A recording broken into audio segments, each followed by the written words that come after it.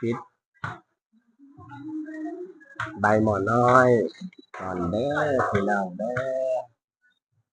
อดูใบหมอนน้อยที่อยู่ทางเพื่อนน้องตู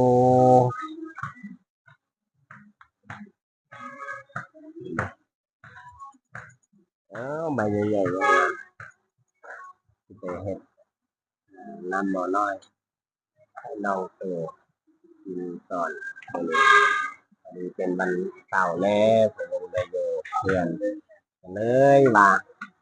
เลยได้ลูกสาวกินงานไปเลยกำลังพอดีปิด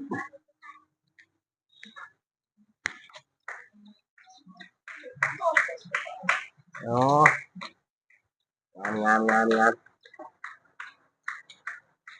โดนแล้วบริปิดตั้งแต่เดือน2 เดือนแล้วบริปิดมีหมดอะไรบ่ตัวอะไรบ่ลูกสาวเรานั่งรอทายอยู่ไม่ให้ได้กินแต่นะ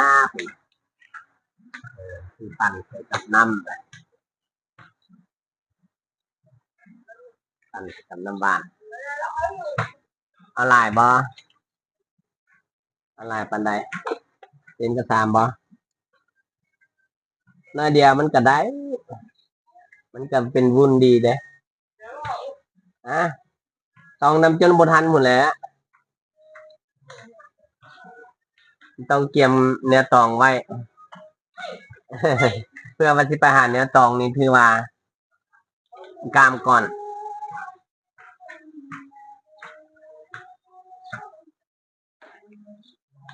หมอน้อยนี่ก็เป็น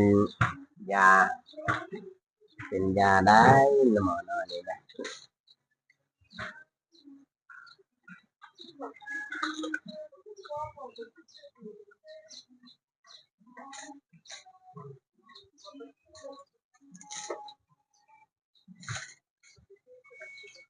ได้แล้วนะ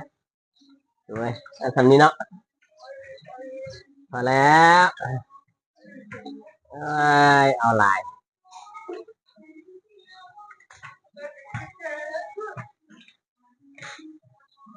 เอาไปแก้บ่ไปแก้ใบกกบ่ใบกกก็อยู่ตรงนี้แหละใบกกไป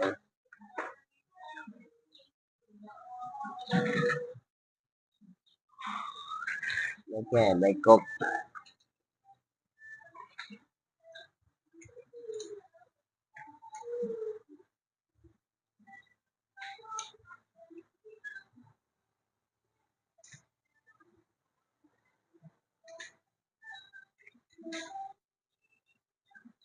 เนี่ยลายแล้วมันนี่ปั่นหมอน้อยใส่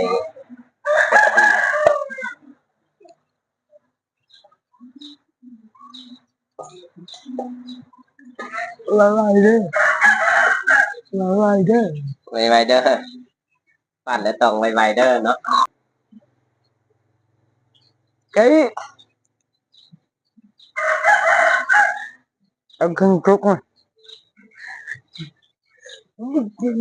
bữa cần cơm em trang gì đâu มันอยากต้มน้ำตาลนี่ทำนี้เนาะcái bà พอแล้ว แบบ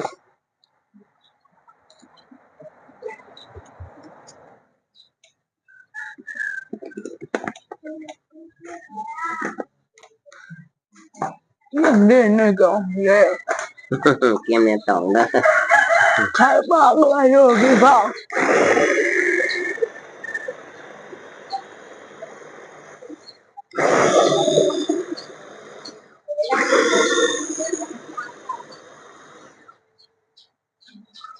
ấy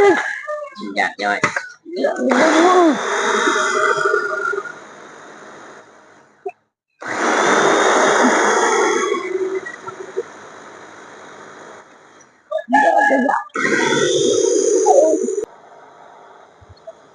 wow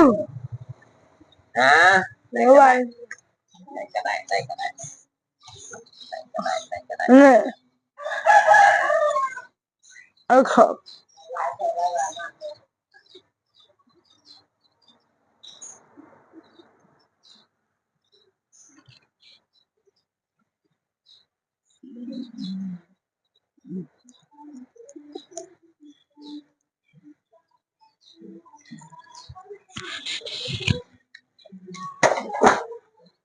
มันน่าพักว่าว่าโอ้น้ำลายไป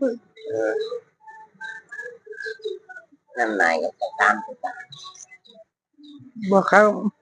การ ลองมึงบอกไม่ได้น้ำลายไม่ได้เก่ง ปลามาจังน้อยบอส10 นาทีดอก เก่งเพื่อนบ้าง นี่เริ่มบวติงแล้ว มันจริงอ่ะบอก บวติง ก็มึง ยังบวกันกลางจะใช้เวลานั้นหนึ่ง ว่ามึงบอกแบบขี่บ้าง คนเป๊ปซี่คนเป๊ปซี่ก็ดีแล้ววะคนเป๊ปซี่มันก็ดีแหละมันก็ค่อยหวานแซ่บ